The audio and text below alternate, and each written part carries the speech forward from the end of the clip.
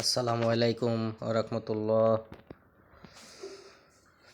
এটা একটা high pressure CNG controlling, আমরা হেডার বলে থাকি, সিএনজি কনভার্টারও বলে থাকি।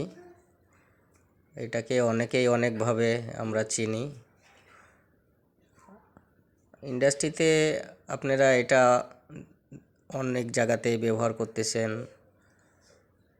এই সিএনজি হেডারটা জি বয়লার কোম্পানি অনেক আগে থেকেই তৈরি করে এবং মার্কেটে বিভিন্ন জায়গায় বিভিন্ন প্রজেক্টে জি বয়লারের এই সিএনজি কনভার্টারটা চলছে এবং সুন্দরভাবে চলছে।